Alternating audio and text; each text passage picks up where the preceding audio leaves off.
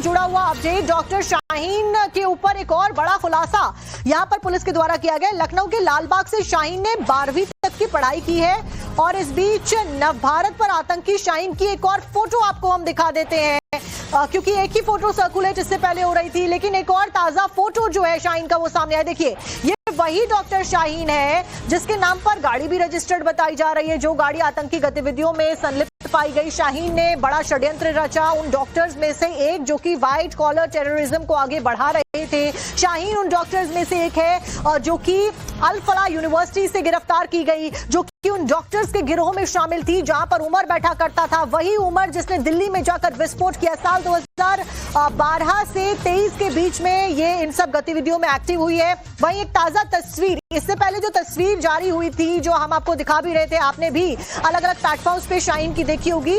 उस फोटो में शाहीन बुर्के में नजर आई थी, लेकिन ये फोटो पुरानी लगती है देखकर, कॉलेज टाइम की फोटो लगती है देखकर। साल 2012 से 23 के बीच की ही ये शाहीन की फोटो हालांकि बताई जा रही है। जो सूत्र बता रहे हैं, शाहीन वही डॉक्टर है जो कि तालीम दे रही थी अल फलाह यूनिवर्सिटी के स्टूडेंट्स को।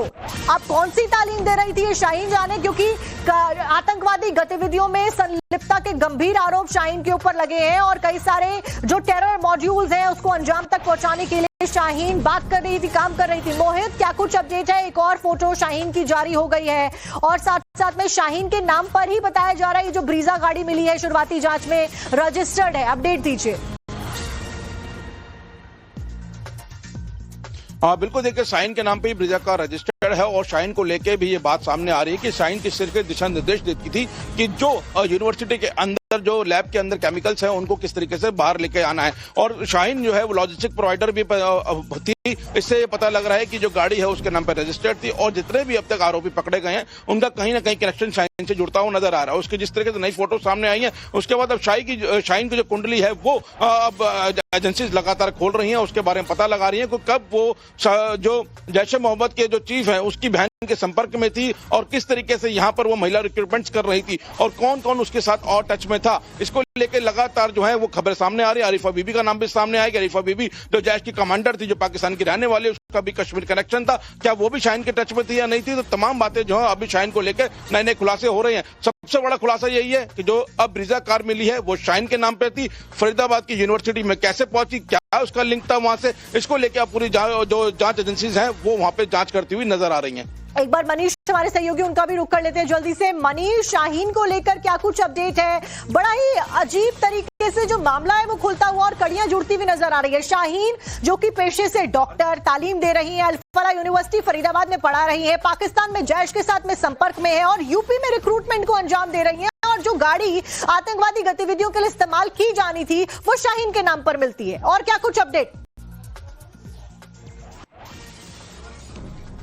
देखिए, जो इतिहास खंगाला जा रहा है उस इतिहास में नई नई जानकारियां सामने आ रही हैं। कानपुर में फार्माकोलॉजी डिपार्टमेंट की हेड रही है डॉक्टर शाहीन।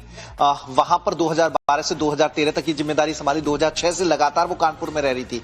2013 में वो जो है दिल्ली चली गई और वहां से फिर फरीदाबाद उसने ज्वाइन किया। जो उनके शौहर हैं, उनके जो पति हैं, पूर्व पति जिनसे तलाक लिया था, 2012 के बाद वो सेपरेट हो गए थे। 2012 तक उनके साथ वो रही थी।